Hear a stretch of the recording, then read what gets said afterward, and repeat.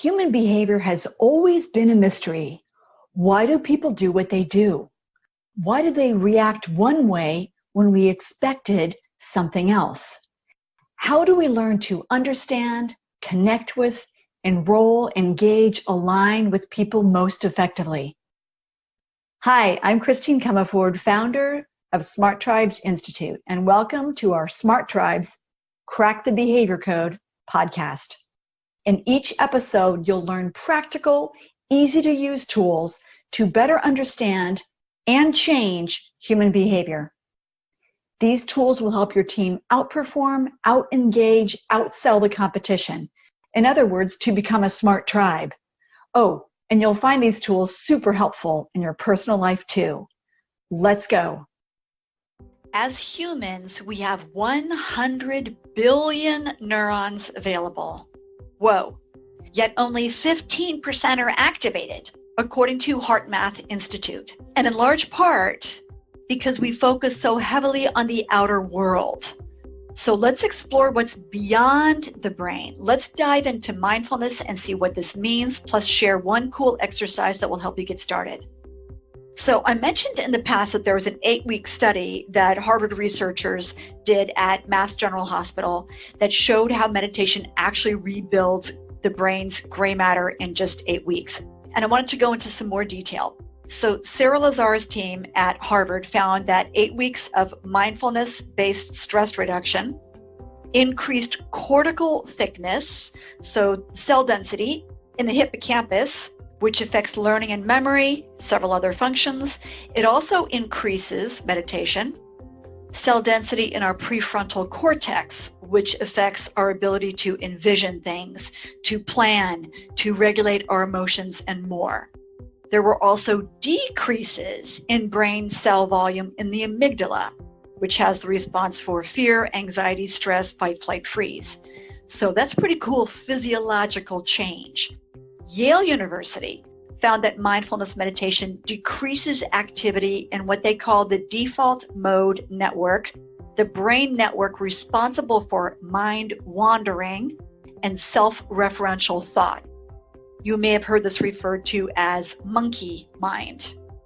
The default mode network is on or active when we're not thinking about anything in particular, when our minds just start wandering from thought to thought.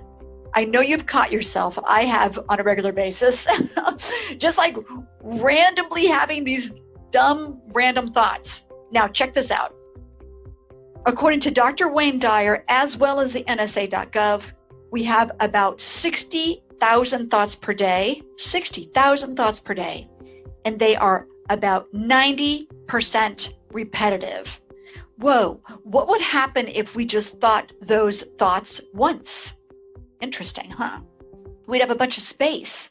And with that space, think of all the cool ideas you could have. So the results are profound. Improved concentration, focus and attention, less stress and anxiety, greater productivity, stronger leadership, happier, more peaceful, fulfilling lives, more energy, better sleep.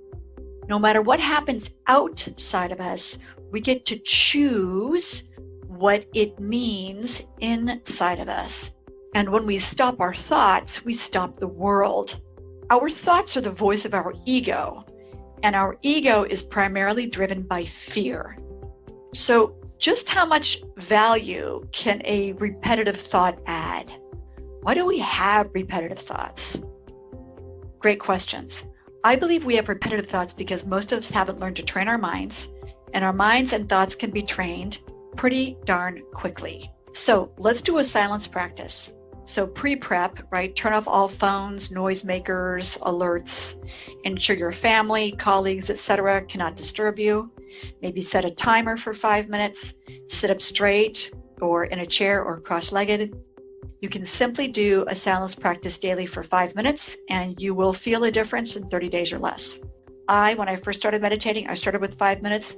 I noticed the difference within days. So sit quietly with a straight spine. Visualize sending a thick root from the base of your spine, like the bottom of your tailbone, as well as the bottom of your feet into the earth. See and feel the cords that you're sending down like roots growing downward through the dirt into the bedrock. And then when those roots are going way, way deep into the earth, see those roots expanding out to form a strong, wide network. Hi, I'm Christine Comerford of Smart Tribes Institute, and I'd love to invite you to Culture Camp. Create the culture of your dreams, learn neuroscience for optimal engagement, optimal performance, recruiting, and retention. We're going to have a super cool full day and then half day, followed by 6 follow-up group coaching sessions of 90 minutes each. Who should attend Culture Camp?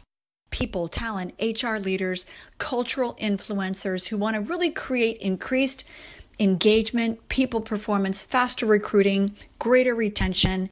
And what's cool is that as you learn all the tools and techniques that over 1,000 companies have used to benefit, you're going to really understand how to create that intrinsic motivation and a culture where people say, thank God it's Monday. You're going to get very practical tools, very practical techniques, and you're going to build a cool network of fellow travelers, if you will, who are doing the same thing at their own company. So join us at Culture Camp. We can't wait to see you there. Here comes the best part. Now, draw the energy from the earth into your belly and stick your belly out like your belly is so full of earth energy, okay? Hold your breath and pull the belly in. Move the energy up through your spine. You might want to focus on your chakra system if you're familiar with that.